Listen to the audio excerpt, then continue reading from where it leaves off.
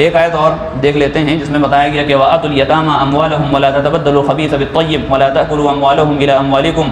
إِنَّهُ كَانَ حُبًّا كَبِيرًا۔ اور معاملہ یہ ہے کہ یتیموں کے معاملات ذکر کیے جا رہے ہیں۔ وَآتُوا الْيَتَامَىٰ أَمْوَالَهُمْ، اور یتیموں کو ان کے مال ان کے سپرد کر دیا کرو، یتیموں کو ان کے مال ان کے سپرد کر دیا کرو۔ یتیم کہتے ہیں منفرد کو، اکیلے کو، تنہا کو، اسی لیے جو سیب میں صرف ایک موتی ہوتا ہے اسے در یتیم کہتے ہیں۔ جس سیب میں ایک موتی ہوتا ہے اسے در یتیم کہتے ہیں۔ اور شرعی لحاظ سے یتیم اس شخص کو کہتے ہیں، اس بچے کو کہتے ہیں، نابالغ بچے کو جس کے باپ کا انتقال ہو گیا۔ اور قاموس ایک لغت ہے، اس کے روشنی میں اگر دیکھا جائے تو اس جانور کو یتیم کہتے ہیں جس کی ماں کا انتقال ہو گیا، اس جانور کو یتیم کہتے ہیں جس کی ماں کا انتقال ہو گیا۔ لہٰذا یتیم سے پتہ چلا کہ جو بچپنے میں جس کے والد کا انتقال ہو جائے اس کو یتیم کہیں گے، لیکن اگر کوئی شخص بالغ ہو چکا ہے تو اس کے باپ کا انتقال ہو گیا تو اس کو یتیم نہیں کہا جائے گا۔ وَآتُوا الْيَتَامَىٰ أَمْوَالَهُمْ، اور یتیموں کو ان کے مال کو لوٹا دو اگر وہ نابالغ ہیں اور ان کی ذمہ داری آپ کے اوپر ہے۔ یتیم کوئی آپ کی ذمہ داری میں، ہماری ذمہ داری میں ہے، اس کی تین شکلیں ہو سکتی ہیں۔ ایک تو یہ کہ اس کا باپ مرنے سے پہلے ہماری ذمہ داری میں دے گیا، تب بھی ہم ہی اس کے ولی ہیں۔ نمبر دو، حکومت نے ہم کو ذمہ داری دی ہے اس کو سنبھالنے کی، اس کی ذمہ داری اٹھانے کی، تب بھی ہم ولی ہیں۔ نمبر تین، ایک صورت یہ بھی ہو سکتی ہے کہ ہم خود ذمہ داری لیں، ہم خود اس کی ذمہ داری لے لیں۔ اب اس میں دو صورتیں بن جائیں گی۔ ایک تو یہ کہ ہم کو ہماری نظر اس کے مال پر ہے، اس کے پاس مال بہت ہے، میراث اس کو ملی ہے، اس کو ہدیہ بہت زیادہ ملا ہے نابالغ کو، لہٰذا وہ بھی ناقل ہے، ناسمجھ ہے، ہم اس کے مال کو ہڑپ لیں گے، اپنے قبضے میں کر لیں گے، یہ غلط صورت ہے۔ دوسری صورت یہ ہے کہ ہم خیر خواہ ہیں اس کے، ہم دل سے اس کے بارے میں اچھا چاہتے ہیں، ہم دل سے اس کے بارے میں بھلا چاہتے ہیں، اور اس کے معاملات کو ہم دیکھ سکتے ہیں، اس کی ذمہ داری ہم اٹھا سکتے ہیں، لہٰذا اس کا کوئی ذمہ داری اٹھانے والا نہیں۔ ہم ثواب کی نیت سے اللہ کو راضی کرنے کے لیے ہم اگر اس کی ذمہ داری کو لیتے ہیں تو یہ بہت اچھا عمل ہے، یہ بہت اچھا عمل ہے۔ تو جب تک کہ وہ نابالغ رہے گا اور اس کا مال ہمارے قبضے میں رہے گا، یعنی ولی کے جو ذمہ دار بنا ہے اس کے قبضے میں رہے گا، جب وہ بالغ ہو جائے گا اور دیکھے گا کہ اس کو اچھے برے کی تمیز ہو گئی، یہ باشعور ہو گیا، سمجھدار ہو گیا، اس کے بعد اس یتیم کو مال واپس کیا جائے گا،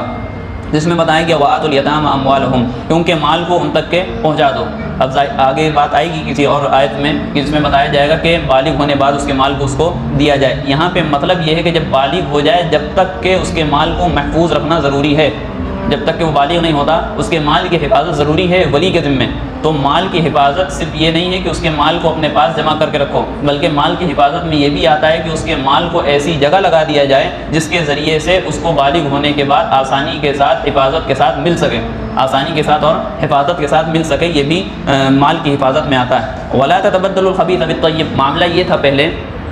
بلکہ یہ کہا جائے کہ کچھ لوگوں کے دل میں یہ خیال پیدا ہو سکتا تھا کہ مال پورا ادا کرنا ہے، پورا یتیموں کے مال کو ادا کرنا ہے، اس میں سے کچھ کمی نہیں کر سکتے، لہٰذا کوئی یہ کر سکتا تھا کہ اس کے اچھے مال کو اپنے پاس رکھ لے اور اس کی گنتی پوری کرنے کے لیے اپنے مال کو اس کے پاس دے دیں۔ مثال کے طور پہ جو مثال لکھی تھی بکری کی لکھی تھی کہ ہم نے جو ہے ایک اچھی بکری اس کے مال میں سے لے لی اور اپنی کمزور اور لاغر اور بیمار بکری اس کے مال میں رکھ دی، تاکہ اس کا مال اگر 40 بکری ہیں تو 40 پوری ہو جائیں، بھلے وہ خراب ہو، لہٰذا یہ جائز نہیں تھا۔ اسی طریقے سے کھرا سکہ اس کے پاس ہے اور کھوٹا میرے پاس ہے، کھرا سکہ ہم لے لیں اور کھوٹا اس کے میں رکھ دیں، کھوٹا اس کے میں رکھ دیں تاکہ مال پورا ہو جائے، مال پورا ادا کر دیا جائے، تو یہ صورت بھی جائز نہیں ہے۔ کسی کے دل میں اگر یہ خیال آتا ہے تو اس خیال کی بھی نفی کی گئی ہے اس آیت میں۔ بتایا گیا کہ وَلَا تَتَبَدَّلُوا الْخَبِيثَ بِالطَّيِّبِ، کہ خراب مال کو اچھے مال سے ہرگز نہ بدلنا۔ دوسرا حکم، تیسرا حکم بتا رہے ہیں کہ وَلَا تَأْكُلُوا أَمْوَالَهُمْ إِلَىٰ أَمْوَالِكُمْ، ان کے مال کو اپنے مال سے ملا کر کے نہ کھانا، ان کے مال کو اپنے مال سے ملا کر کے نہ کھانا۔ اس میں کھانے سے دو مراد ہیں، ایک تو یہ مراد ہے کہ اس کے مال کو اپنے مال کے ساتھ ملا دیا، اس میں سے وہ بھی کھا رہا ہے ہم بھی کھا رہے ہیں، لیکن اس میں صورت یہ ہے کہ ہم کو اس کے مال کی فکر نہیں کہ اس کا مال اس کے اوپر کتنا خرچ ہو رہا ہے، سارا مال اس پہ خرچ ہوگا، ہم اپنی ذات پر خرچ نہیں کر سکتے۔ لہٰذا دوسری بات اس میں یہ پتہ چلی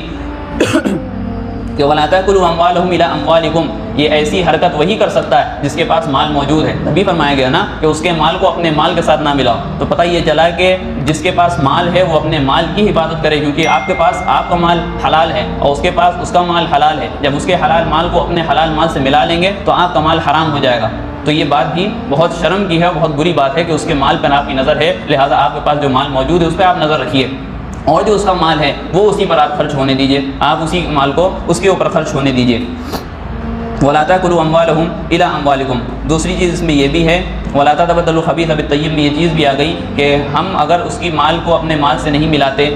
تو ایسا بھی نہیں کر سکتے کہ ہم کسی اپنے دوست کو سیٹ کر لیں کہ تم ہمارے پاس اپنا خراب مال لے کر کے آنا، ہم تم کو اچھا مال یہ اس کے بدلے میں بیچ دیں گے، بعد میں ہم لوگ بانٹ کے کھائیں گے۔ تو یہ چیز بھی مال کی حفاظت کے خلاف ہے، اور یہ اسی چیز میں آ جاتی ہے کہ ہم خراب مال کو اچھے مال سے بدل رہے ہیں۔ وَلَا تَأْكُلُوا أَمْوَالَهُمْ إِلَىٰ أَمْوَالِكُمْ، کہ تم اپنے مال کو ان کے ساتھ اس کے مال کے ساتھ اس کے مال کو اپنے مال کے ساتھ ملا کر کے نہ کھاؤ۔ اگر اس میں بھی خیر خواہی ہے اور احتیاط کا پورا تقاضا ہے کہ ہاں ہم اپنے مال کے ساتھ ملائیں گے اور ہم پورا حساب رکھیں گے کہ ہم کتنا کھا رہے ہیں، وہ یعنی وہ جو کھا رہا ہے وہ اپنے مال سے کھائے اور ہم اپنے مال سے کھائیں گے، لہٰذا اس صورت میں جائز ہے کہ اس کے مال کو اپنے ساتھ ملا لیا جائے، ورنہ اس کی اجازت نہیں ہے، عام طور سے غلطیاں ہو جاتی ہیں۔ إِنَّهُ كَانَ حُوبًا كَبِيرًا، جو شخص اس کے